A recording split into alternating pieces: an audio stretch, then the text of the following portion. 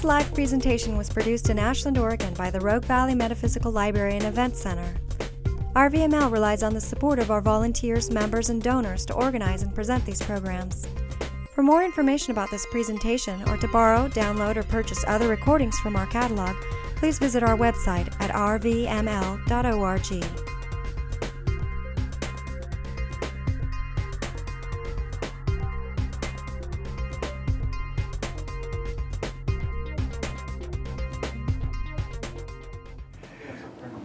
Okay, so good evening.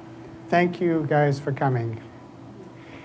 And it's a beautiful town. Okay, I'm going to just cut to the chase because we got a lot of information to cover tonight. Prophecy is prediction of the future. And in order to find out if the prophetic source you're working with is accurate, you need to find out if they have been accurate in the past, how consistent they are.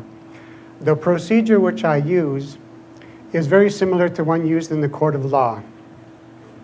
If you want to find out what happened, then certain witnesses are drawn up, are called up, who allegedly witnessed the scene. Now, there are several things which you want to know about these witnesses. One of them, of course, is, are they reliable? Are they in the habit of lying? And the second is how accurate are their observations? How chaotic is their capacity of observation?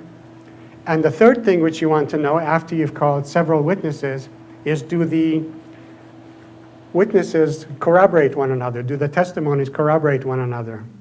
So if you have reliable witnesses who can say that these persons are honest, and if their motivation, that they don't have any ulterior motive to smear the person or whatever, and if the testimonies corroborate one another, then you can get a pretty accurate picture of what probably happened. So the same procedure can be used when you're dealing with prophets. You want to find out, first of all, how accurate is the prediction which they make. How open is it to interpretation? We have the problem with Nostradamus, which I'm sure you're all familiar with, is that whenever an event takes place of any significance, somebody finds a quatrain in Nostradamus to fit it. And there are 100 books of chapters of quatrains. They call the centuries, with 4 lines in each quatrain, where it is not certain if one line fits the other. There is supposed to be a key to understanding Nostradamus. It is questionable if anybody has found it, or if there probably is one.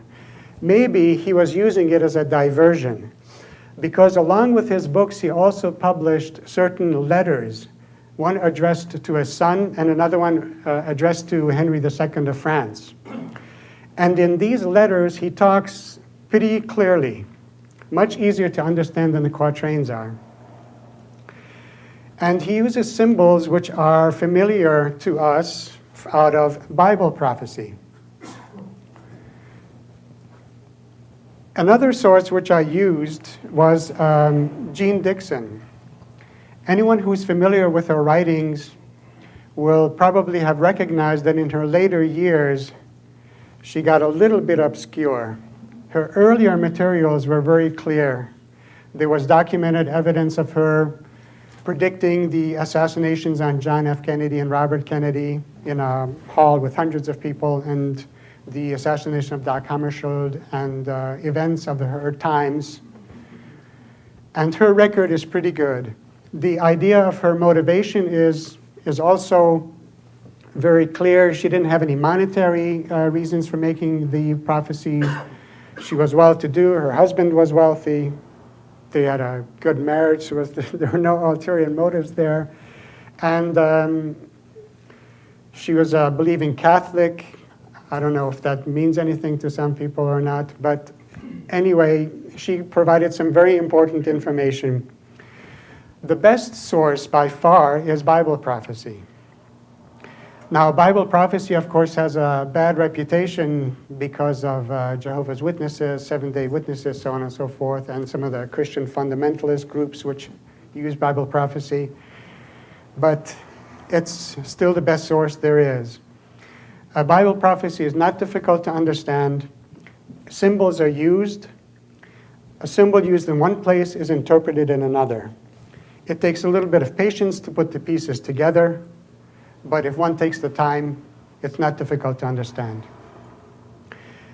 Other interesting sources are the Pyramid Prophecies, which don't give information about specific events, but give sort of timeline information.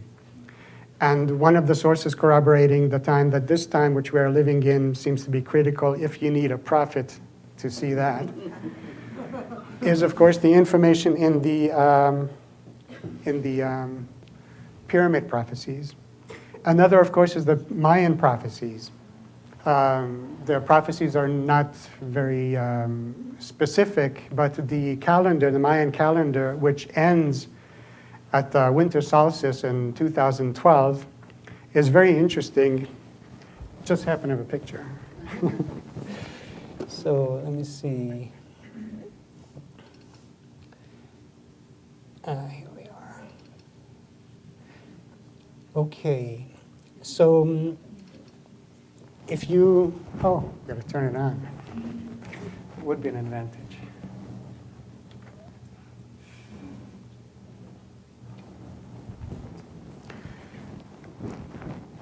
There are also theories about how prophecies work. I think there's a spot which is hot here. One of the theories has to do, of course, with thought patterns and reading the Akashic records. So this is the way that Edgar Cayce got his information. And he is also a very good source for a lot of information. And if you take the thought patterns of persons, if you take the thought patterns of an individual, and if you were able to read them, you will probably predict what is going to happen to that person. You change your thought patterns, you change your life.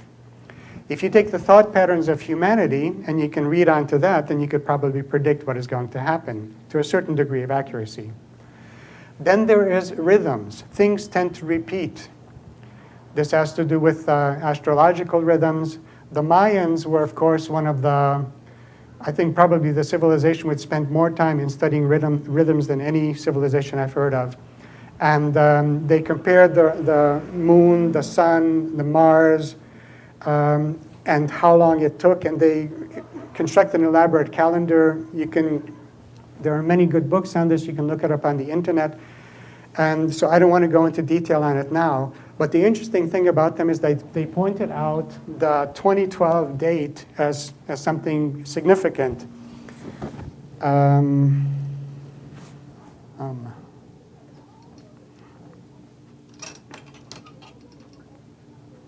Thank you. And the idea is that in the galaxy, let's look at the galaxy first. Where are you? There it is. As you know, the galaxy is a spiral, and the planets rotate around the central point in the galaxy, which is a black hole. In the center of every galaxy, there's a black hole.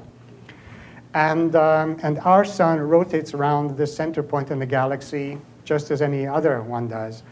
And the Mayans were able to observe that the sun would rise at a different time in the years, that the whole construction was making a progression, and at one time it would cross the middle point of the galaxy, and they considered that a significant time, and from that point they counted backwards all the rhythms when they must have started. And so it is not actually the end of the Maya calendar, but they decided to use that as a significant point, and they counted backwards. That's why it is conveniently the end.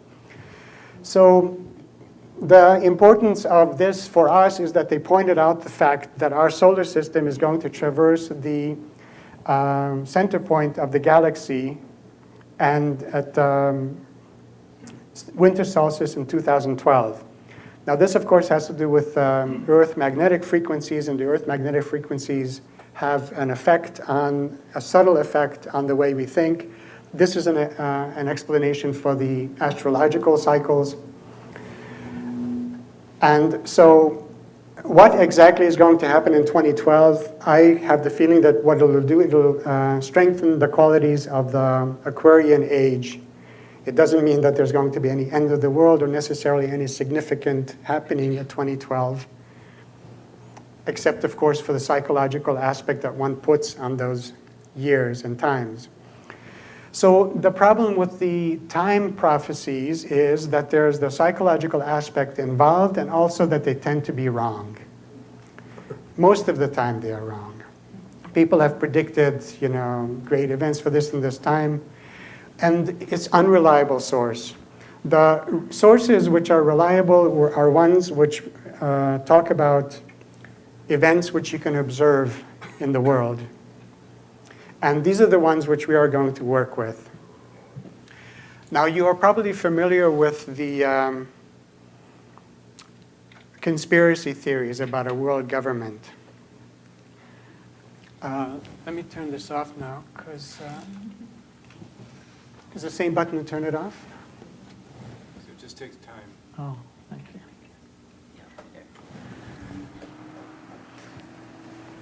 So I'm going to do something, because I have to do this for a lecture, is to tell you what the prophecies say without quoting the sources.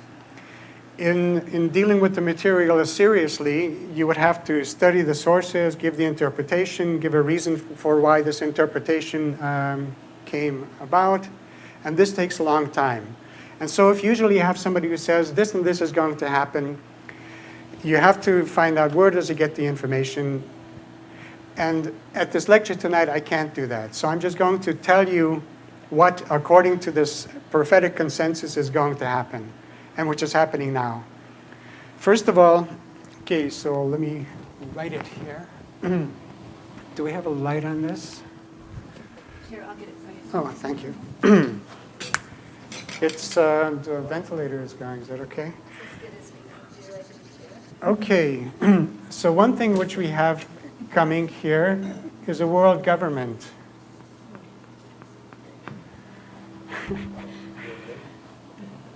And another thing which is happening is this 666, which is an economic system, which is a symbol for an economic system without money, cashless economic system. And the reason, and then of course there's number one, okay, so the cashless economy. Great. And then another thing which is going to be happening is Jerusalem will become very significant in the next couple of years. And the temple in Jerusalem is going to be built. That's the Jewish temple, the Mosaic Temple in Jerusalem. And that's pretty much, and then of course the crisis, the world crisis situation, going to greatly increase, and that's observable right now. As you can tell, I'm a little nervous here. Okay. Anyway, so let's get one point to the other. The world government. So, what do you need to build up a world government? Dictator. Right.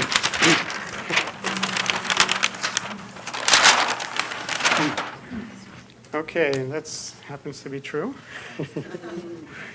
Okay. You need a dictator, some kind of a leadership. You need infrastructure.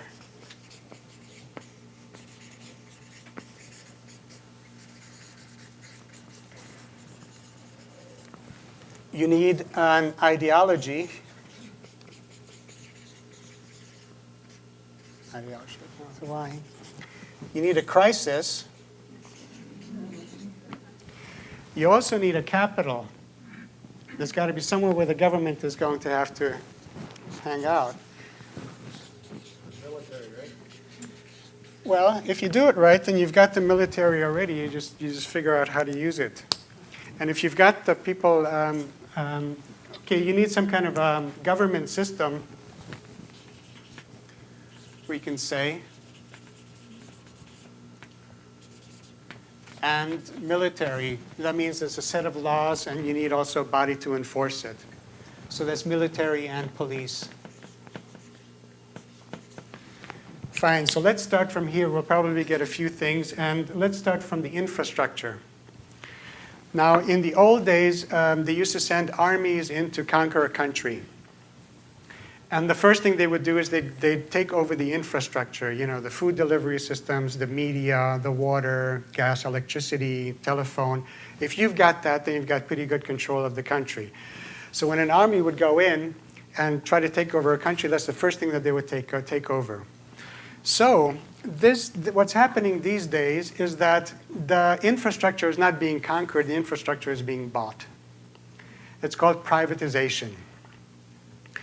I don't know if you notice, but the one of the criteria for joining the European Economic Union is that the country which joins has to agree that its natural resources can be privatized. That means that it is turned into a private corporation, and anybody can buy the stocks of this corporation. But who buys the stocks? Now, a certain amount of these stocks are given so certain small investors can buy these stocks. But most of the stocks are bought by fund management companies, companies which have a lot of money. Where do these people get their money? Well, they get the money because they lend money to governments, and the governments have to pay them back with very high interest. So you have international fund management organizations to which every country of the world is indebted up to here. So we are talking about amounts of money that if they want to buy something, they buy it. There's no question about it. Money is no object. Just to give you one example, Netscape was bought a couple of years ago for $4.2 billion. Was Netscape worth $4.2 billion? No. Somebody just wanted it out of the way. So it was bought for an enormous amount. I think it was over 5 years ago. And so now there's no Netscape browser to speak of. And this is happening with every other company in the world. Every aspect of infrastructure in the world is being bought. In every country, in Japan, in Europe. It is called privatization. Now, of course, we have been taught that privatization is a good thing. You know, we don't want big government. We don't want any dictatorial government controlling our life. Private, free enterprise is good. Good. But when they're talking about privatization, then they're talking about the infrastructure being bought by large fund managing organizations. The post office, I don't know if the post office is public here in the United States. In Europe, it's already been privatized. Telephone companies have been privatized. Gas and electricity companies all have been privatized. Water has been privatized. The only thing which hasn't been privatized is the air. But every resource in the world has been privatized, which means that the owners are large fund managing corporations, organizations. I don't want to say corporations. And of course, small owners, but the majority is owned by these large fund management corporations. So you have the resources owned by a small group in the entire world. This has been going on systematically from India to Africa to Europe and here also, of course. South America, everywhere in the world. That's the way it's going. So let's talk about food production. A few years ago, the large pharmaceutical companies have been buying up. There are no more small farms. There are some small organic farms. But 90% of the food production is owned by large food production companies. And the way that it works is that, so If you are a farmer, you're a big businessman, you have very large areas, and you buy your seed from the chemical companies. Now, this seed produces large harvests, but it is sterile. Right. So that means you can't take any of your seed and take it back and keep it for next year and plant it again. You have to buy it again from the company which sold it to you. Now, of course, these are very advanced hybrids. Some of them are genetically improved. They are resistant to every other, to the chemicals, to the weed-killing and insect-killing chemicals, which the company also happens to sell. So that means that they produce a hybrid, and you can spray your whole field with it. It'll kill every other plant and insect which could damage it, but it won't harm this product which has been sold to you, because this is the way that it has been developed. But what happens is you have a complete dependence on these companies. Now, it just happens to be that the same people sitting on the board of directors of these companies and on the board of directors of these fund management companies which are buying the infrastructure of the world is the same group. If you look into if you manage to go into the names, this is what is happening. So you have a small group of people, of families, maybe 500 families in the world, who have effectively bought the entire infrastructure of the world. Now you may ask, it's just business. They're just into this for business. They're just making money. I don't think so. Yeah. There comes a time when money is not of significance anymore. After, if you have $1 million, you have to figure out, okay, how am I going to spend it? How am I going to invest it? $1 million is a good amount of money to have. If you have 10 million, you still have to count. What am I going to buy with it? You can't just spend it indefinitely. Then you get into the 100 million bracket. Then you get into the $1 billion bracket. And once you're getting into that, then it's going to be hard work to spend that money. So those people who are in such amounts of money that they absolutely never think about what anything costs, money to them is not an object. What may be an object to them is to maintain this lifestyle. When you are in the absolute super rich category, then your kids go to different schools. Your whole life is in a different area. You don't even go near where most people go to. And they have a very psychologically disturbed problem here, because they are at the totally elite of the world, and 99% of the world is in slavery. And so they are thinking to themselves, what did I do to deserve this? Well, the answer to that is that they are the ones who they are the proprietors of the wealth. They are like the parents of the earth. They are the ones who have to take care of them. They are the caretakers of the earth. This is the way that they explain this to themselves. And many of them feel sincerely that this is so. But this attitude opens them up to very interesting ideologies. And slowly we are beginning to see that in this world we are going to have a problem. We are approaching a very large crisis period. Let's take a look at the climate change. If there is global warming, why is it getting colder? And we see weather anomalies all over the place. Statistically, the average temperature is rising. Yet you have very cold extremes of winter, hot extremes in the summer. You have tornadoes, hurricanes, which to the grade and to the number which you've never experienced before. The answer to that is, turn this on again.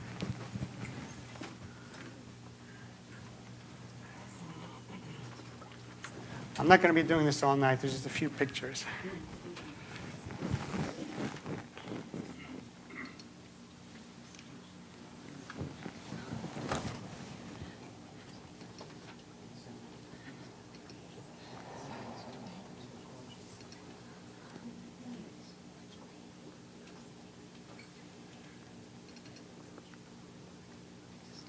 Okay. So, the Gulf Stream. This is a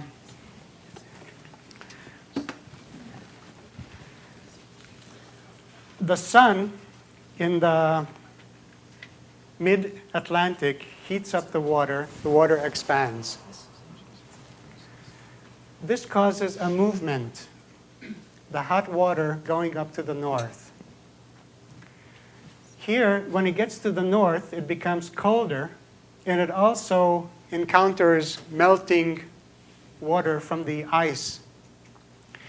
Now, when the water begins to get colder, it contracts. That means it becomes heavier. Water with salt in it, ocean water, is heavier than fresh water. So when the stream comes into contact with the melting ice in the north, which is fresh water, it also contracts, is heavy, and it sinks. There are several kilometer deep waterfall, which is happening here in these areas. There's a few of them. Then this blue current is underwater.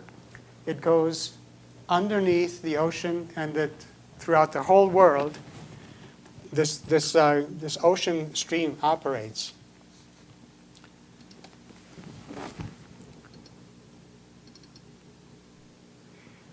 Here's a demonstration of it throughout the whole world. So in the last years of industrialization, the Earth has warmed up very slowly, but significantly. So what has been happening? Water has been, the ice has been released from these areas, and the ice has been melting much faster than it has in the past 100 years. There was a phenomenon in the Middle Ages called the Small Ice Age. This was a period of 500 years where the temperature dropped suddenly, and there are certain theories about how this could have come about. Volcanic activity, sunspot activity, so on and so forth. But the fact that it was related only to the northern hemisphere, to the area close to the ocean streams, has led scientists to believe, and it wasn't a global phenomenon, because if it was sunspots or anything of that sort, then it would have been a global phenomenon, that it had something to do with the ocean currents. And as it turns out, that happens to be the case. This area here where the Great Lakes are, in this northern area, has a tendency to gather large amounts of fresh water.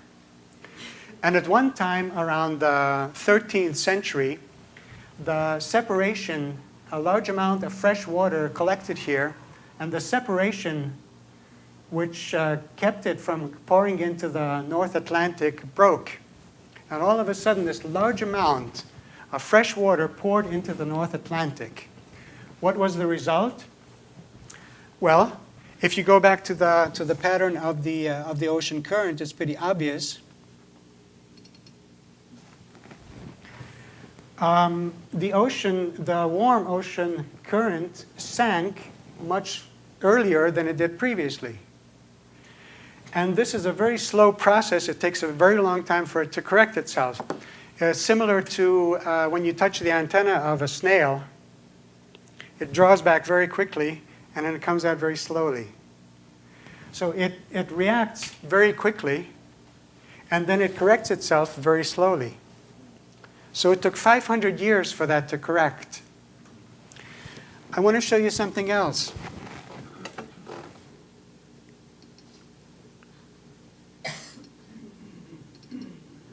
This is the Northwest Passage.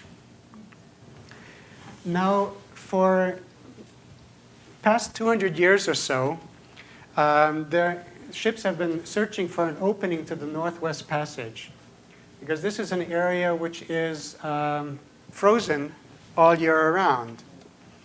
And if you have the Northwest Passage, you need to look at a globe, then you can have shipping going from the Atlantic to the Pacific without having even to go down to the Panama Canal. It's a very short route. Now, this has been closed up until now. the Northwest Passage is now open. What was the comment of one of our leading politicians? I don't know who it was. Is this is great. What an economic plus this is. So what does this mean? So that means that, that there's been so much water melting.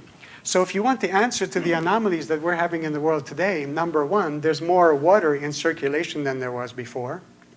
And plus, there seems to be a breakdown of the conveyor belt of the ocean currents, so that the current coming up to the north is simply not coming up as far north as it used to. And it hasn't broken down completely now, but they had record winters in Europe, and then the anomalies in the south with the tornadoes and the cold weather that you've been having also in North America. This has gotten somehow screwed up, and the explanation for that is obvious. I mean, if the Northwest Passage is open and this water is in circulation here, then the ocean currents, then this warm water is not coming up as far north as it used to. So this is the regulator of the temperatures on the Earth. So I don't know how we got on the subject, but we're talking about a crisis period which is coming up. So this is a very So we're talking about the crisis. So we're going to have a climatic crisis which is not going away. These problems with the tornadoes and the weather anomalies that we've been having, and the economic burden, and as far as the suffering which it causes people, to speak the least of it, is going to be increasing in a number of years. So I'm going to have to turn this off again. It apparently disturbs the video, so that's why. Okay, so another crisis area that we have is the crisis of politics. Let me give you a little history of a friend of ours, Ariel Sharon. Now, I want to point out the fact that I think you know from my biography that I am of Jewish origin, so I can critically speak of Israel without being suspected of being anti-Semitic. I am not anti-Semitic, and I'm very much, for a Jewish state, if a nation should have the state and so on. But there are certain specific things in the Israeli politics and certain individuals which I can talk about and which can criticize. The Israelis do this, I can do this. So there was a time when I used to observe what was happening in the world politics, and I would say, are these people stupid? And then it dawned on me that if you see something happening in world politics which appears to you absolutely stupid, it is not stupid, it is design. So everybody wanted to have peace in the Middle East. Is this not so? So Ariel Sharon was one of the most prominent and most clever strategists of Israel. And he was a very successful military leader. And when he was Minister of Defense, there was a massacre took place on 2 Palestinian refugee camps. Unplug it. Oh, okay. Thank you. Hey. That was worth the price of admission right there. Anyway, so these Palestinian camps, there were about 600 people, I believe, in these camps, men, women, children. This was in South Lebanon, north of Israel. The Israelis were allied with a so-called Christian militia, a misuse of the word, which... And this Christian militia was allowed to go into the camp. The Israeli army withdrew, and they massacred everyone in these camps. And then there were scenes of, bulldozers in mass burying bodies, and this came out in the press. And Ariel Sharon was removed from office because it couldn't have happened without him somehow allowing those people to go in. So Ariel Sharon turned out to be, because of this, the most hated Israeli among the Palestinians. So as things developed, despite all of these things, there were tendencies toward peace. And the Palestinians were even using civil disobedience, and they were getting very good press and everything. And that was not very good for some of the people running the politics in the country. And because if they have uprisings and violence and so on, then they have cause to go in with the army and take control of the situation. This was Ariel Sharon's strategy. So what does he do? When there seems like things are getting peaceful, he decides that he is going to go into the city of Jerusalem with 30 of his bodyguards and to live there, and dislodges Palestinian families and causes an enormous uprising. This is the first Intifada. All of a sudden, in the newspapers and the headlines of the world, an Intifada breaks out. The Palestinians, for some reason, become violent. You know where I found the explanation for this reason? On the 30th page of the Zuricher newspaper, the Zuricher Zeitung, for those of you who know it. So it seems like a very significant thing, and there's a report, Ariel Sharon going with his 30 bodyguards and so on, and causes great uprising and so on. And so I was thinking at the time, how stupid can this guy be? Then we have the second instance where the second Intifada breaks out. Once again, our friend Ariel Sharon decides, when there's the peace is being made, to go into Jerusalem, shows his face, and people don't like him. He's not a very good-looking man. He's large, and causes the second Intifada. So a crisis is being. So it's to our advantage, to the advantage of those people, not to our advantage. It's to the advantage of people who want to have a crisis situation to make sure that that situation doesn't get settled. Another point I want to talk about, and this is something I'm not so intimately involved with and knowledgeable in American politics, some details, but if you take the debt which this country is making, and everybody's saying is stupidity, I think it's more than stupidity. But that's a point that we're going to come to later on. Okay, so the crisis situation. So let's talk about Iraq. What are we really doing in Iraq? Now, there are good reasons for it. The oil, the strategic, save Saddam, blah, blah. To save the country from Saddam, so on and so forth. Yeah. Well, the point is that they are. Let's look at the history of the whole Kuwait war, and that'll give an answer to that one. Iraq was an ally of the United States.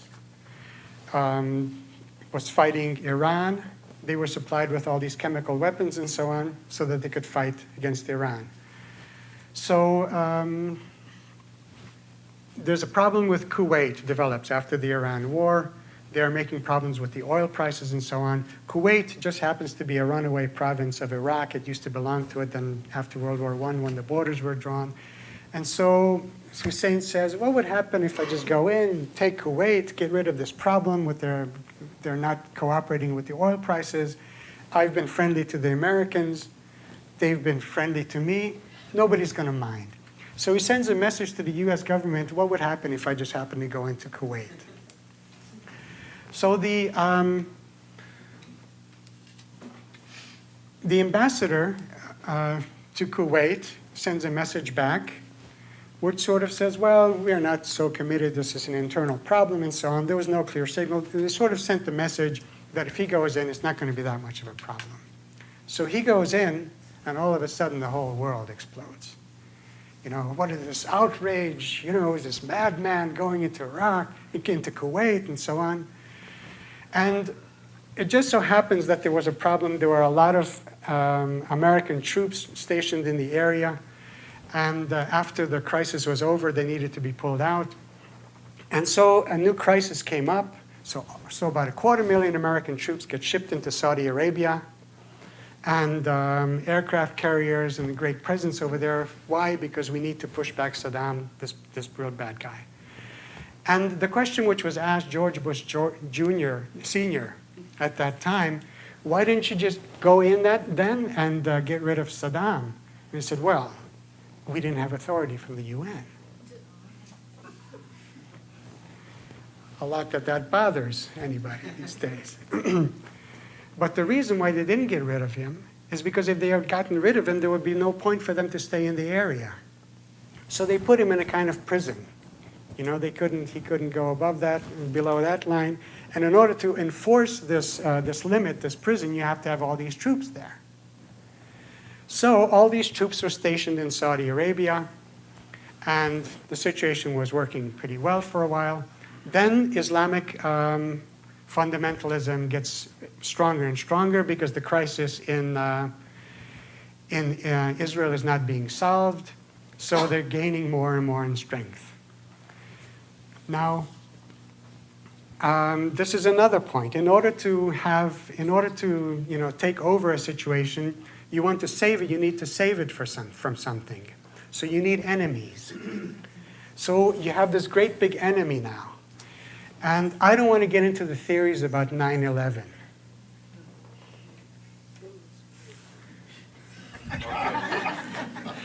Because I want to live a few more years, you know? But the point is that all of a sudden then you have a big booman, you know? You have Osama bin Laden. And of course they couldn't catch him. And Iraq had nothing to do with Osama bin Laden.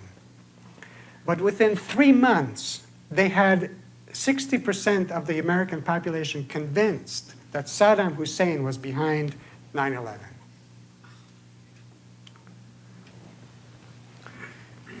So the second Iraq War breaks out. Things were getting hot in Saudi Arabia. Those were the holy places. What are these infidels' army, the 250,000 infidel troops doing in Saudi Arabia, in the Holy Land? So they have to get them out of there. So Kuwait is already secured. It's a nice base. New war breaks out, so you move all these troops, and now they're in Iraq. Now in Iraq, we have a big mess. And everybody's saying, oh, what do we do? And everybody's against Iraq and so on, and Bush. Well, the Bush administration is on its way out. But the point is, so what's happening now is the United States is washing its hands. This was a bad administration. We're getting rid of it. Next year, the Democrats are going to win. There's no way that the Republicans are going to win. Okay, I'm not going to make predictions about it, I'll tell you, because I've been wrong about this in the past. But I mean, it seems to me that they're setting it up, if you're looking about in the media, that there's a change of administration. And this is typical, you know? But the result is going to be the same. The result is going to be that those troops have to remain in that area. Because you can't pull them out. And now we're in there, we can't just pull them out. Everybody's going to agree to that. We can't just abandon the situation. We have to make a clean break and so on and so forth. So the point is that there's enormous United States military presence in the area, very close to our next point, to the capital of the next world government. So let's reiterate here. We've got the infrastructure. And there's also the potential for the governmental structure. You have the United Nations. So and the thing with the capital is tied in with the ideology. So what we have here is a problem of religions. Now, religion seems to be a footnote in society, but it is not. Religion is the most powerful force in society.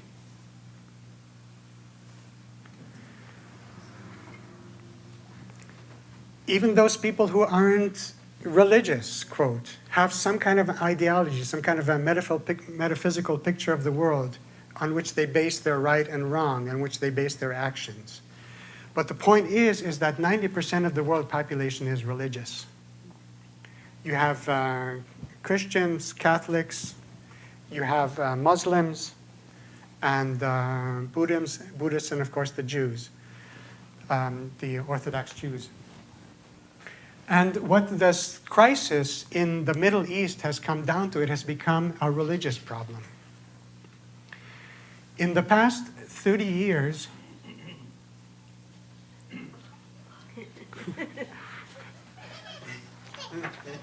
what? You know, would you guys mind that if I continue with the presentation after the break and we have the questions afterwards, because there's still a lot of material to cover? Sure. And I don't know, I haven't looked at the time, but... This isn't the break. You have 5 minutes till the break. Oh, okay, well, Keep going then. okay, let's just see, how far we can keep going, and if, and then if, we need a break, then we'll do a break. If you just tell me, okay, send me the signals. Okay, where was I here? Oh, yeah, right. Okay. All the troops are stationed there around the Capitol, and they want to keep them there, right? So that. Anyway, so the thing is, it's developing into a religious problem. In the, when I was 18 or 19 years old, I went to Israel, spent a couple of years on a kibbutz and so on. The situation there was completely different. Most of the kibbutzim were socialist kibbutzim. And the Orthodox, the religious Jews were a minority. You would hardly see any. And I went to, you saw in the biography, sort of a Yeshiva Academy, which was run by Orthodox Jews with beards, the rabbis who would teach us. And they were against Israel. You're not going to believe this, but the reason is because they were familiar with the prophecies.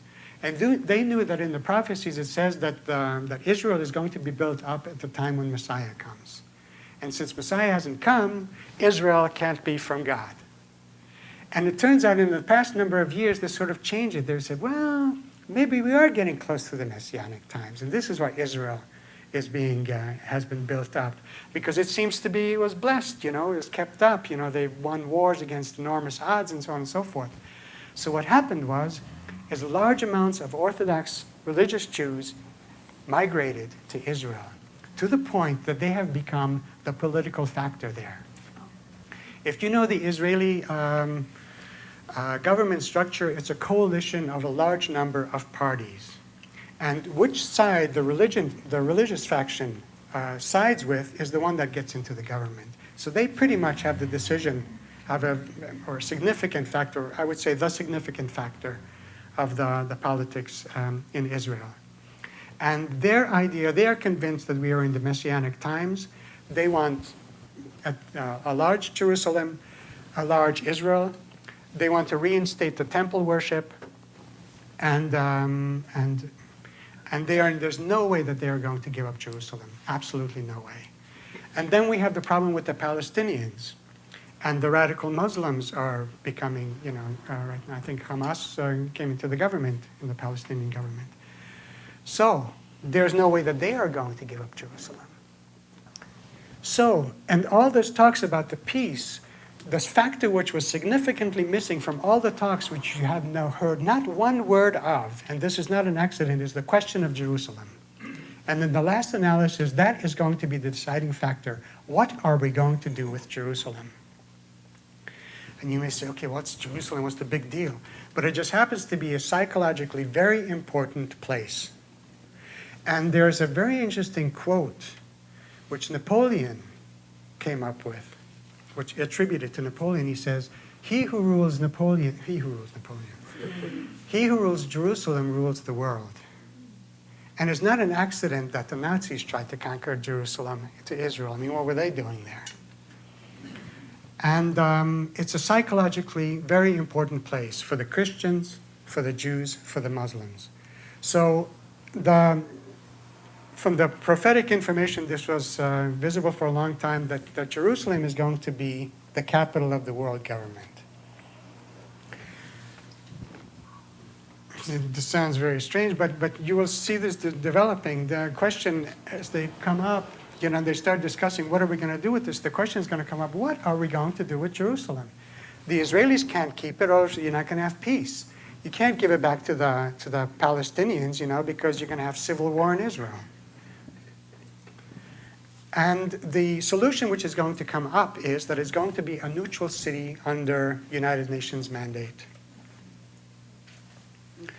And so, now, it is also very interesting. So the New World Order of which the old Bush administration and the New World Bush administration very often speaks about, that they are strategically maneuvering to be at such a point that they can underline a decision of peace. Why? Because they have all those troops there. So you may say this is an outlandish theory, but I'm telling you that it makes sense. And you just watch how things are going to develop in the next few years in the Israeli peace settlement. The question which is going to come up is, what are we going to do with Jerusalem? So once Jerusalem is established, I'm talking about the old city of Jerusalem, the walled inner part, where the Orthodox Jews want to build a temple, where the Mosque of Omar stays the Dome of the Rock, the holy places of Islam. Jerusalem was where Muhammad ascended into heaven in the Islam teaching. So it's an important place for the Muslims. So it's going to be declared a neutral area where everyone can practice their religious rites, the Orthodox Jews with the temple. So what does that have to do with the ideology? Let's talk about now an Antichrist. The prophecies talk about, can I go on here? Sure. I thought, get to the presentations. We'll have questions. Was Jesus born in Jerusalem too? I believe that he was born in Bethlehem, but he was crucified in Jerusalem. And a lot of his, his ministry was in, a great deal of it was in Jerusalem. But he was crucified, risen in Jerusalem. Anyway, okay, so we have a figure in the story of a so-called is the world leader, and of course we don't have dictators anymore. So this has to be somebody who comes up who people want to have. So according to the prophecies, a so-called Antichrist figure is going to come up. And anti doesn't mean against in this context. The old Greek prefix also meant pseudo or false. And so we're talking about a false Christ. And I have a pretty good theory about who this person is. And if you want to learn about him and the ideology, you can go on a website. It's called Share International. Share International? Yes, written in one word. We're thinking it's my child. Yes. We're all thinking it. Yeah. You know what opened up my eyes to this? It was like there's a prophecy in the book of Daniel where it says out of which area the Antichrist will come. And it talks about the four divisions of the Greek Empire, of the old Greek Empire, and gives directions from where he will come and so on. And from one of the descriptions, it's the eastern part which reached all the way to India, to Pakistan, to West Pakistan. And I was getting very funny feelings about Maitreya, And then I found out that he lives in the Pakistani community, Is that in the way London. that Benjamin Creme Yes, wrote? yes. Now, if you read his ideology, I mean, he of course talks about himself or his followers of the prophets as the Christ, the Maitreya Buddha, that's where the expression comes from, but he calls himself also the Christ and the Mahdi. That's in the Islam tradition. They all expect the Messiah to come. And they talk about the emergence, that he will emerge on the world scene when the scene is ready. Now, when you look at the ideology which he is teaching, he teaches a spiritual socialism. Socialism and Christianity are brothers. They're very close together. Communism. The word communism comes out of the Bible. There's the first Christians, as the consequence of the Christian teaching, lived together in a large commune. All that believed were together and had all things common. No one said of his belongings, "It is my own," but they threw it into a common pot and divided to everyone according to everyone's need. That is a description of socialism right there. And the word in common in French is en commune. Karl Marx lived in Paris 50 years after the French Revolution. The French Revolution was a socialist revolution. If you read Rousseau or the writers of that time. And the French Commune was world famous. and they had the commune en commune, in common. So Karl Marx, so they got the socialist idea, from the Christian idealism, which was passed on through the humanists, which were liberal Christians and so on, and was passed on into the ideology of the French Revolution. And you had the commune, and from this, Karl Marx got the word communism. And the only difference between Christian idealism and socialism is that one does without a God, apparently. But Maitreya combines all these elements. Now, if you come up with this ideology, it was, if I didn't believe he was the Antichrist, I would probably follow the guy.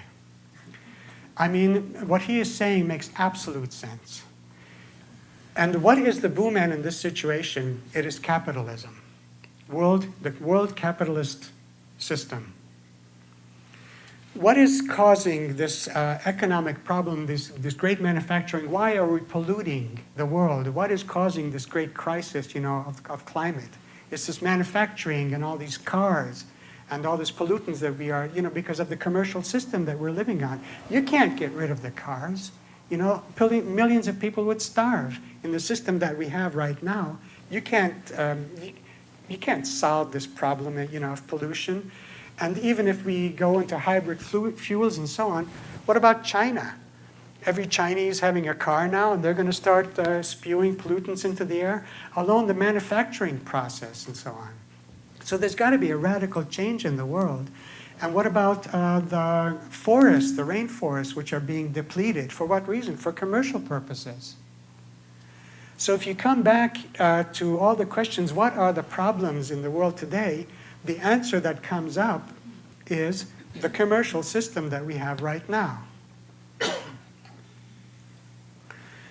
So you may say, how is it then that the commercial system comes up to be the enemy, yet we have these fund managers at the top who are allegedly running this whole thing? How do you reconcile this? Well, let's look at the model of Hitler's National Socialism. A Nazi party is short for Deutsche Nationalistische Sozialistische Arbeiterpartei. It's a mouthful, right? But it means German Socialist Workers' Party. So the Nazis were socialists. What did they do different than the communists did? When the communists take over a country, they take over the industries and they take the wealth away from the super rich, and they try to distribute it to the poor. Well, Hitler did not do that. His socialism, which was by some historians called, ironically, a socialism of the rich, what he did is he cooperated with the wealthy, with the industrialists. He said, we're going to create a socialist system. The workers and the poor people are going to have everything that they want, but we are not going to take away your wealth. You keep your industries and your power and your lands. You cooperate with us, and we create a socialist system with you guys intact. It worked perfectly. And so this is what is happening right now. We are creating a socialism of the rich. The infrastructure of the world is being taken over. And those people who are in power now are going to be in power later, except we're going to change the system at the bottom. So how is this going to work? Well, the difference between, and to the true Christ. The true Christ means the anointed one, the anointed leader, the Messiah, right? I mean, it can be a person or an ideology. The jury is still out on that one. But the point is that the socialism as we know it is forced from the outside, whereas the socialism of the golden age is going to emerge from the inside out. That is the difference. Civilization at this time is not ready for socialism of the golden age, which emerges from inside out. So it's going to be forced from the beginning. And the system which is going to force this is the 666, the microchip system. I don't know how far, you know that in every barcode there's a 666. I have a few pictures.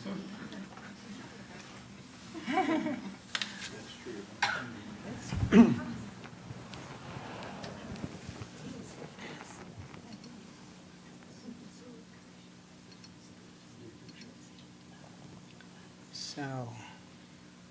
there we go.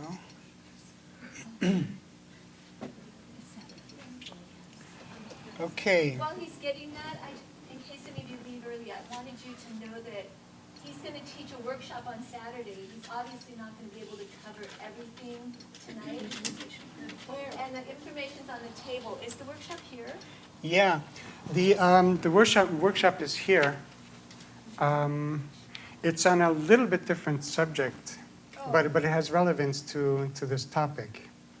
And in the last point is going to lead up to that.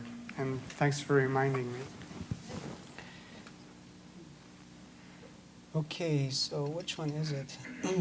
Okay, here's a very good illustration of the barcode situation. Oh, here we are. Okay, so this is 0, this is 1, this is 2. The barcode is simply thick, thin lines put together in different combinations. This is the code for 3, this is the code for 4, this is the code for 5, this is the code for 6. 2 thin lines next to one another.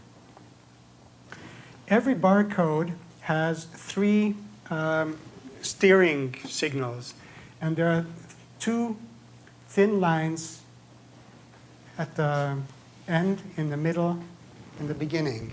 This is the signal for the computer programs that read it. You know, start here, this is the middle, go back this way, so on and so forth.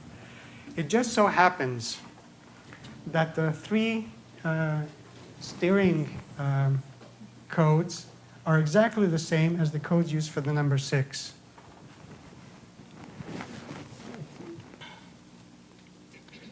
Here's another one which you can see that in. Okay, this is the reason why it's so digitalized, because it's actually quite small, and I blew it up a bit. I went on, you know, you can go onto a website and find a barcode generator. So I went in and I put in 1, 2, 3, 4, 5, 6, 6, 6, 6, 6, just to see what it looks like.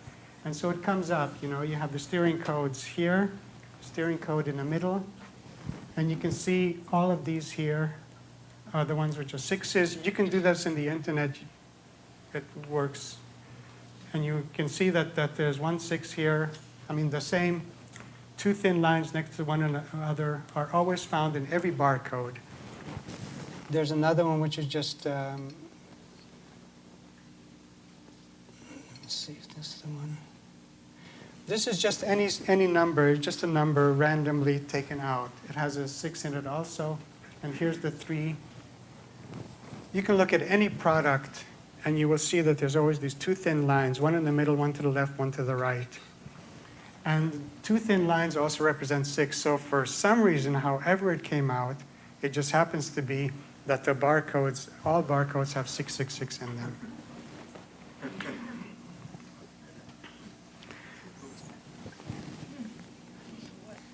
So the Bible prophecy says, if you know, Revelations 13, where it talks about where the 666 comes, that he will cause that everyone shall have a mark either on their hand or in their forehead, and no man can buy or sell except he has this mark, the mark of the beast. The beast is a symbol for the world government. And no one can buy or sell unless they have this mark. And this is the number of man, and his number is 666. And there are, of course, different ways of interpreting what 666 could mean. But it is a very interesting coincidence, you know, that we have this. Now, the system which is following this barcode system is the RFID tags. RFID tags are so small that they can be injected under the skin. They're already being used to identify animals, and also for people who are, you know, hemophiliacs or epileptics and so on can make use of this. And has a great deal of information. You can't lose it. And when the paramedics come, you know, they have the thing to read it, and they know everything about you, your blood type, your medical history, and so on. Well, that's the next thing, of course, is that the bank account, they are step for step going. Now Europe happens to be more advanced in that, and you wouldn't believe this, but even Africa is more advanced in this sector already than the United States. I think they're just waiting here, you know. Identification tags with the barcodes for everyone, and in Europe they don't use checks anymore. So everything is done electronically, either with your card or with bank account transfers. And slowly, they're getting people used to this system. The cards are getting smarter, have more information. And now they've introduced a medical system in Europe. They have, everyone belongs to a medical system, that they have the medical card with the card readers, like your bank card, and your information is on a chip. And you go to the doctor, he reads the chip card, and everything is just taken care of with that. Or you go to the pharmacy, it's all taken care of with this chip card. Of course, there's the danger that you could lose it.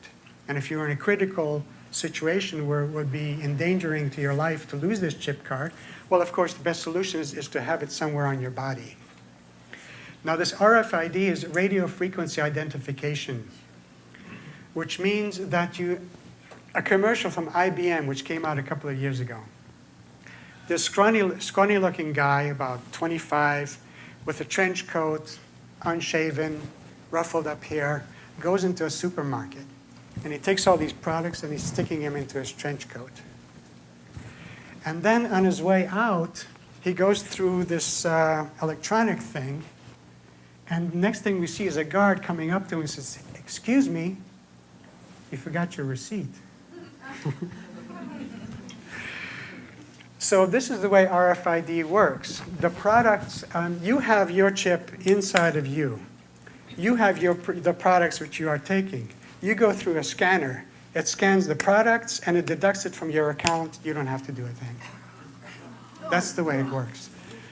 And those those little cards that you get from supermarkets, for steady customers. Well, there are a lot of stores being set up that when you go in with one of those cards, it has an RFID chip in it. And they know where you are. They know which aisle that you went to, what your buying habits are, where you spent time or where you didn't, and so on and so forth, what products are interesting to you. Well, anyway, when we are getting in a world where we have this crisis situation, where the weather is getting really bad, and we have to find a situation where we can feed people, and we want to eliminate criminality and everything negative which is associated with money, black markets, drug dealing and all this kind of thing. Well, you can eliminate this at one shot. So suppose this great ideologist comes up and he says, we're going to form the greatest utopian society that we've ever had. We are finally going to enter the paradise. And we are going to get rid of the evils of the negatives of commercialism, and we are going to make a system, make sure that there's enough food production, that no one hoards food, that you just buy what you need, and so on and so forth, and everybody. And of course, in order to keep you from cheating and from keeping the criminal elements at bay, we set up this wonderful system. There's even a verse in Revelations where it talks about that the Antichrist will have power to draw down fire from heaven in the sight of men. This, the expression, the way that the Bible expresses itself. Well, I got news for you. We got this technology already. By GPS technology, and plus in combination with the RFID tags, you can wipe out somebody on the ground just by, identifying that's where the guy is, and you have the lasers are not quite accurate. They have a few feet that they're off of, so it would be dangerous to hit somebody in a crowd. But if you get it, and if somebody refuses to take this mark, this tag, we say, what's wrong with this guy? Why is he refusing? This person is antisocial. There must be something wrong with the person. So it talks about a very strong division among the people which is going to be coming up. One group says it's a great thing, let's go for it. Another says, well, it's completely against civil liberties and so on. And, I'm not going to take it and so on. But as the crisis comes and as the world government becomes, more necessary in a crisis period, when you have a fire you don't have a bunch of firemen coming up and says, well, let's vote on it. How are we going to put this fire out? You know, you have a fire captain. He says, hook it up there, do it this way and that way. And if they don't follow, you know, that guy is in deep trouble. If you're in a crisis situation, that is not a time where you say, okay, well, let's all vote on it. Let's form a committee. Let's talk about, you know, how we're going to save the world. As the crisis gets more and more imminent, then look at what happened after 9/11. Within a couple of days, very surprising how the Bush administration was so organized.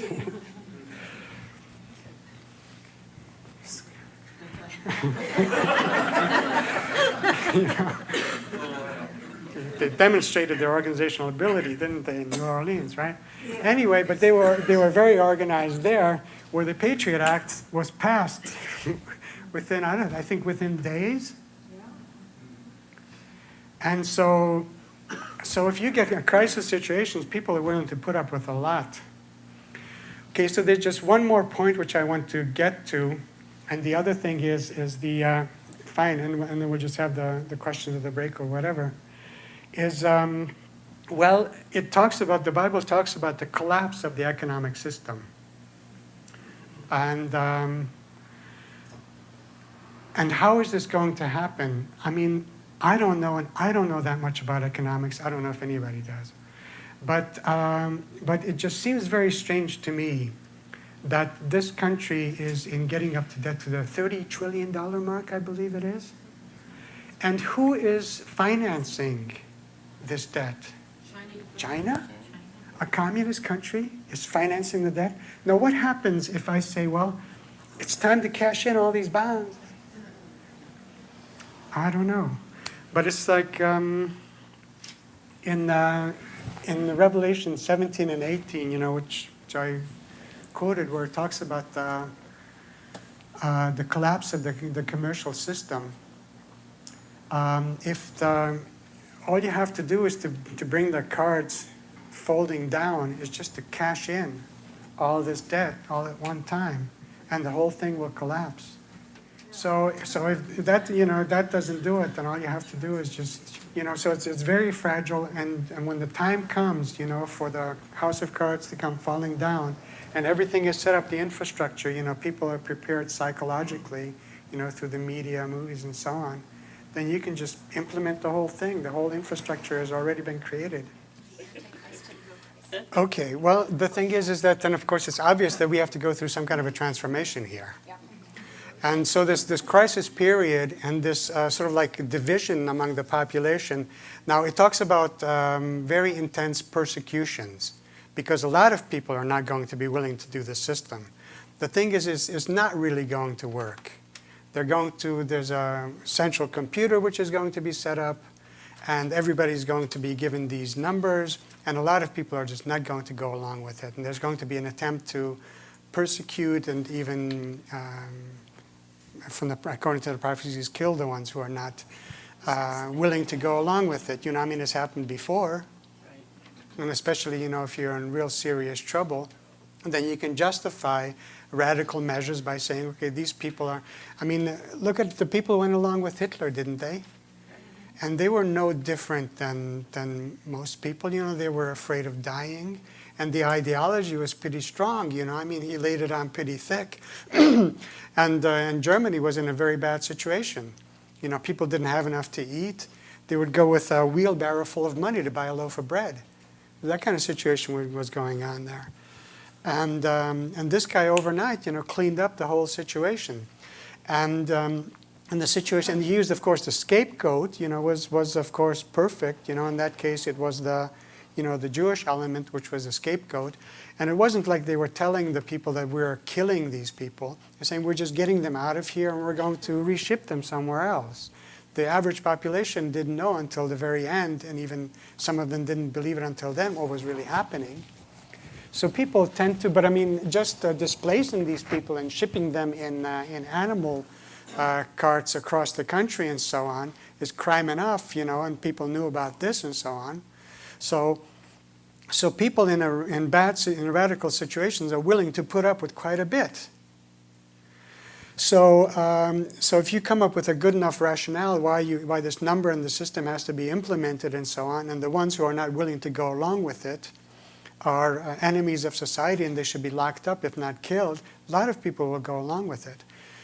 But in a situation like this, you are forced to really get down to basics.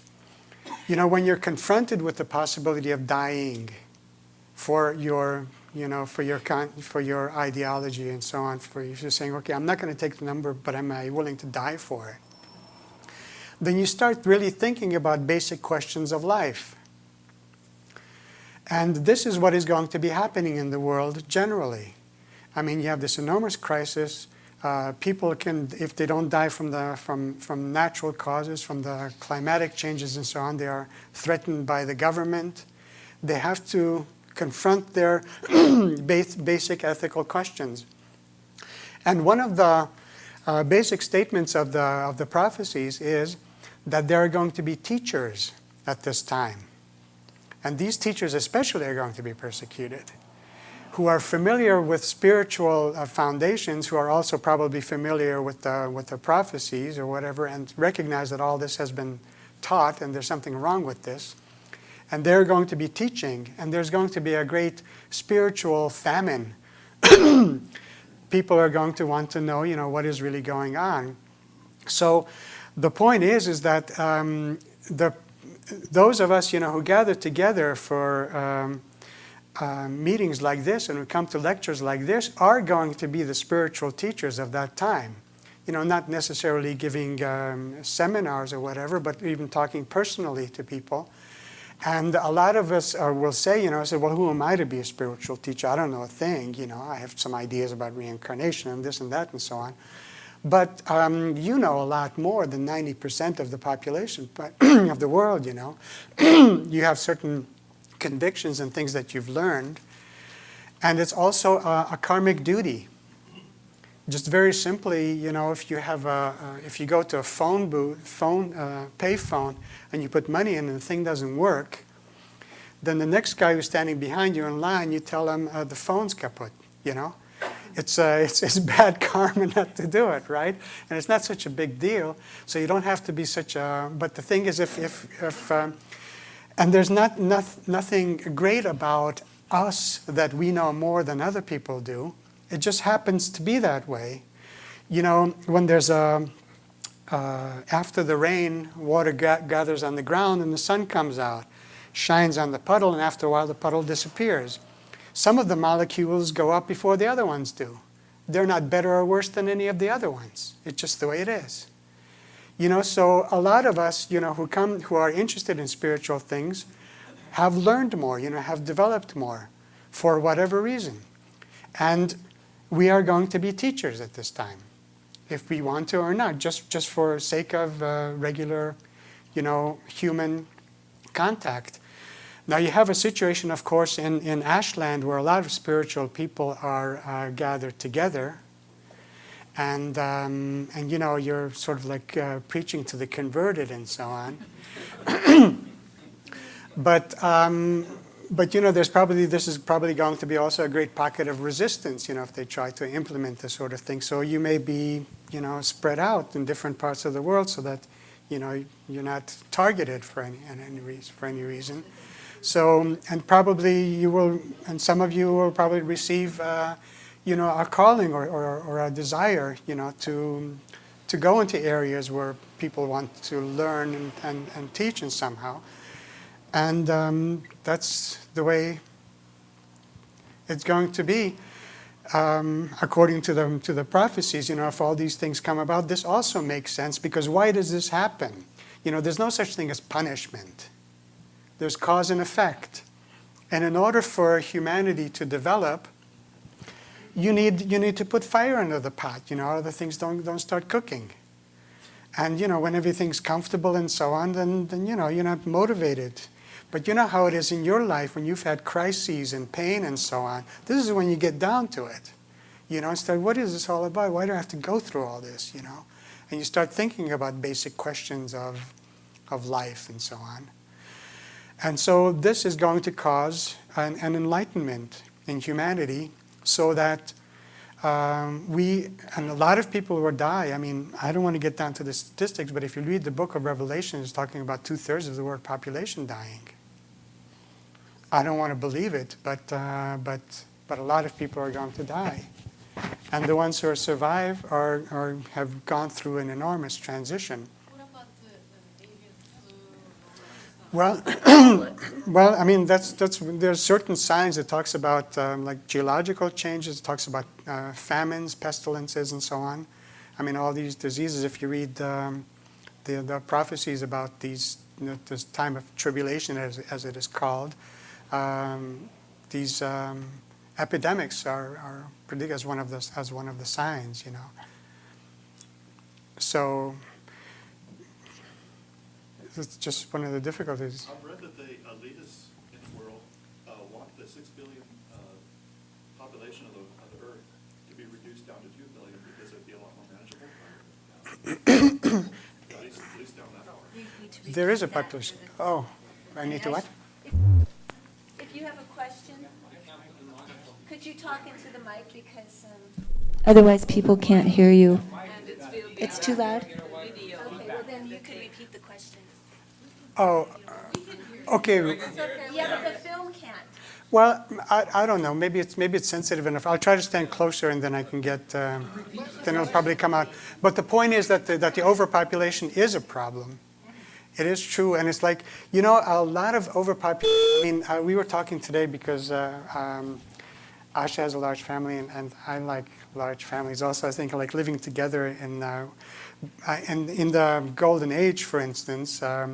People are going to be living together, according to the prediction. This also makes sense in sort of like tribal societies. You know, like small groups working. There's a very nice prophecy which I liked, where they're talking about circular villages, and they cultivated the land in their area, and you have groups of, I don't know, maybe 20, 30, 40 families or something like that. And you don't have this problem with the isolation of children, you know, children growing up alone, or one-children families. It's hard on the child. Like and the healthiest form, I believe, and you know, humans are not made to live in this isolated little things. They work together in groups. And there are many predictions about that. There will be, like, you know, prophets and teachers and so on who will be like spiritual leaders of these communities and so on. But the world will be divided up into little communities. And then part of the overpopulation also is like, for some people, the only recreation that they have is to make children, you know, in third world countries and poor countries and so on and so forth. You know, that's the only pleasure that they have. Well, that's an important point that I just heard on the thanks. radio, is that one of the reasons that we're experiencing the swing to the right in the last two elections is pretty simple, because the baby boomers, the conservative baby boomers who have children, they had a lot of children, as opposed to the liberals who only had one or two. Yeah. And that is the trend across the world. The fundamentalists are reproducing at the 10 times the rate of intellectuals and humanists. Yeah, it's true. In all the religions. Yeah, that's true. And that's why Israel party, the Orthodox party and the Hasidic party is expanding so quickly because they have 12, 15 children. Right. Yeah. So I wanted to, you know, this seminar on the weekend, it's like, obviously, you know, because I've been thinking about these things for God knows how many years, 20 or 30 years, you know, and then working with metaphysics and so on, I've sort of, and, you know, I've had a few tribulations in my life. And so, you know, I've gotten down to certain questions about, you know, what it's all about and so on. And so one of the things which I wanted to do for a long time is like to work together with other people to get together, to get something like a spiritual training program. You know, there are certain basics of that people should know, you know. And, you know, just basic questions of life. I mean, even those of us who are interested in spirituality and esoteric and metaphysics and so on, don't have answers to some basic questions. I mean, for instance, people ask, well, what's the meaning of life? You know, what is all this all about? You know, that's like a very trivial kind of question. It's almost trite, you know. But the point is that you're talking about a foundation on which people can build and say, okay, well, how can you prove to me that there's life after death or reincarnation? And so, I mean, what is all this thing about? So I've confronted these questions, you know, very basically, working also with things in science, you know, cosmology. I mean, the Big Bang theory is outdated. I mean, and no serious scientist believes that there was just one Big Bang of creation and it's been expanding ever since. It doesn't make sense. That's not the way nature works. All the forces of nature are in perfect balance with one another. That which expands is in perfect balance with that which draws. This is an old teaching in Hindu philosophy where they say that reality is the exhalation and the inhalation of Brahman. And what the modern cosmologists are coming up with is that, of course, it doesn't make sense that all of a sudden there was just this big clump and it exploded and it only happened once. That's not the way it worked. There's this implosion and explosion constantly taking place. You can observe it in the universe everywhere. What is a galaxy? We were talking about that. You have a black hole. A black hole is when mass begins to be very dense. The gravity is stronger and stronger. And why does it rotate? Is because it's grabbing things which are floating by, you know. And it grabs it in its gravitational field and is drawing it. Of course, these things take billions of years before the galaxy collapses. But if you see water going on a drain, it's the same. When elements are being drawn toward the center, if they've been in movement, it causes a spiral. So this is why all galaxies are spiral, because there's a black hole. So this collapsing is taking place constantly. So the black hole keeps on drawing more mass into itself, becomes stronger and stronger, until the galaxy finally collapses into a black hole. And this black hole becomes so powerful that it starts drawing other galaxies.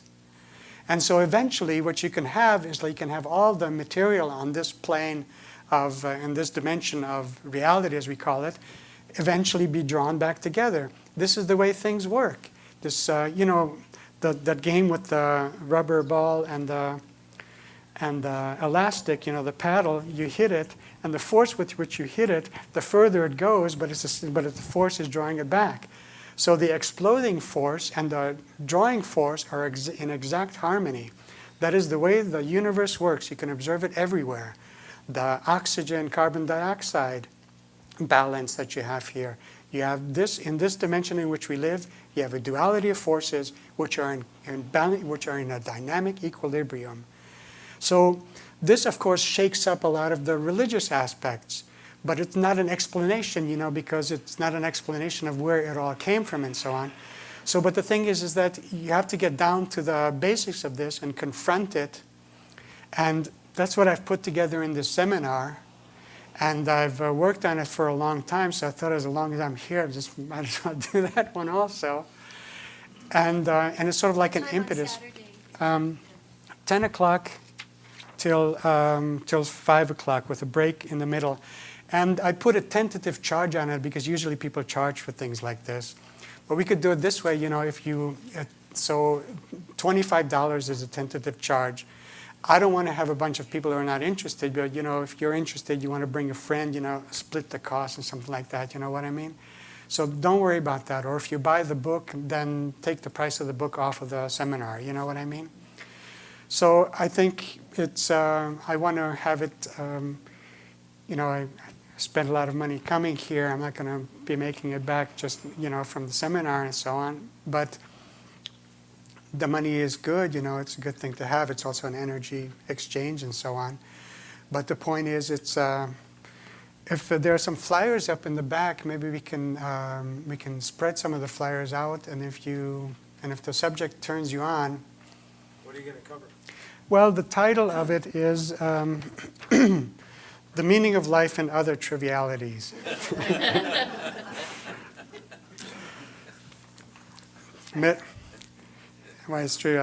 Metaphysical Foundations of Spiritual Growth. cosmology and the nature of the universe, the universal presence of life. That is a very interesting thing. You know that the basic amino acids that are the basic building blocks of life are created in space, in chemical reactions in space. And they are present throughout the whole world, throughout the whole universe. And so whenever it comes into an area which is conducive for it to develop in any way, it develops. And you don't need much for that. For basic forms of life, you don't need much more than heat and water. And there are some theories which would say that there are life forms which can exist even without that. You know, there are some primitive forms of life which just live from rock. I don't know, but generally speaking, wherever you have warmth and water, and in our solar system alone, there's some moons of Jupiter and Saturn, which are, the gravitational pull causes heat and the ice melts and so on and so forth. Life forms will develop everywhere in the universe. So it's like the universe is alive. And this is an ancient teaching. So if you want to teach somebody about the universe, they're not going to settle for their old time religion anymore. Yeah. I mean, it's not like I'm denying it, I mean, I would say I'm a Christian myself, from the ideals, and I believe the teachings of the Bible and so on, but I'm pretty critical about it. And, I try to read between the lines and try to get out of it, what I can. But, I'm pretty far away from the fundamentalist Christian idea. And you have to really believe in what you're talking about and be able to back it up, and it has to make sense. I mean, you can't preach any kind of religion or something which the intelligence doesn't go along with. With the answer that the churches always give, God's ways are not our ways and so on. So you don't have to use your mind. That is not the way it works. I can prove that from the Bible, by the way, also. It says, there's verses that say you should worship with the understanding. It's, if I'm talking to Christian fundamentalists, but, it's a hard time with that. Yeah. Can you say anything about the time frames of these events that you've been mentioning, and also the golden age? Yeah. Oh, yeah, that's good. Well, while there are no prophecies of years, there are certain events, and there's a 3.5-year period which is mentioned, and a 7-year period. And there are certain signs that are clearly recognizable, and that is very important, and I'm sorry I didn't bring it up, and I'm glad you asked, because that is something which is very often mentioned in the prophecies, especially in the Bible prophecy, because it says that this reign of the Antichrist will only last for 3.5 years, which is very important for the people who are going through it at this time. And they thought that Hitler's reign was going to last for 1,000 years. It didn't last very long either. So it's good to know that it only lasts for 3.5 years. And when do these 3.5 years begin? It talks about a contract, a treaty, which has to do with Jerusalem. And as soon as there's a treaty is formed, and there's apparently a 7-year period having to do with this treaty. In what form, I don't know. Perhaps they'll say, let's try it. Let's make a 7-year trial period. And for this trial period, let's allow, all the religions access to the holy sites. Let's call it a truce, a peace, and so on. And in the middle of these 7.5 years, the pseudo-Christ will break this treaty by disallowing this religious practice, where he finally comes out and say, okay, well, all these false religions are causing us problems too, let's just get rid of them. And then, we'll begin sort of like the hardest times, when we'll say, okay, we're not going to, let's do this number system and so on. So the hardcore times are going to happen at that time. So you can't tell by any years or anything, but it's going to be a clearly recognizable event. So according to the prophecies, this treaty concerning Jerusalem is in a 7-year period will come into play. And how's the Babylon falling? The Babylon falling, well, what is Babylon? The money system. Right. Iran. Well, there are, when the Bible prophecies want to pinpoint a certain country, they use the old tribal names. We can recognize Russia in the prophecies very easily because the old tribal names of the forefathers of the Slavic Russian people are mentioned they were alive at that time. So Russia is referred to as Rosh, Meshech, Tubal, from where you have the modern names of Tobolsk in Russia and Moscow, the Muscovites and so on and so forth. So these names are mentioned, but but talking about the United States, you can't talk about a nation because the United States is a mixture of every nationality and race on earth imaginable. There is no other country on earth which is such a mixture of different nations where you can't identify one as being the dominant one any longer. And so it's referred to as Babylon. Now, Babylon means a mixture. That's what the word Babylon means. And so there's this very famous passage in chapter 17 of Revelation.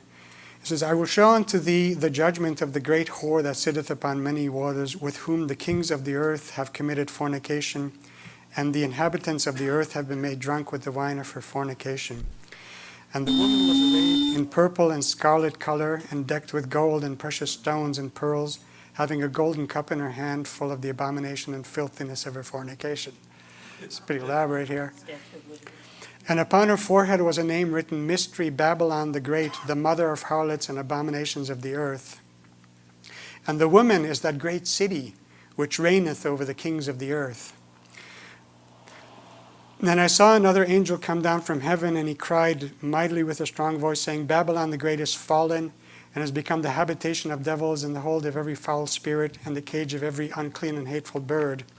For all nations have drunk of the wine of the wrath of her fornication, and the kings of the earth have committed fornication with her, and the merchants of the earth are waxed rich through the abundance of her delicacies. The reason it uses the symbolism of fornication and of a whore is, selling yourself for money. And I believe that happens quite a bit.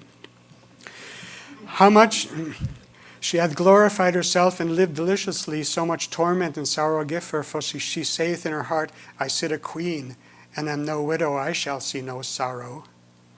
Therefore shall her plagues come in one day, and the kings of the earth who have committed fornication and lived deliciously with her shall bewail her and lament for her, when they shall see the smoke of her burning, saying, Alas, alas, that great city Babylon, that mighty city, for in 1 hour is thy judgment come.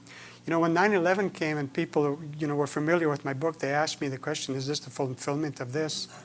I was thinking, it's interesting. And the merchants of the earth shall weep and mourn over her, for no man buyeth the merchandise any more, the merchandise of gold and silver and precious stones, and horses and chariots and slaves and souls of men. So, thus with violence shall that great city Babylon be thrown down, for thy merchants were the great men of the earth, for by thy sorceries were all nations deceived.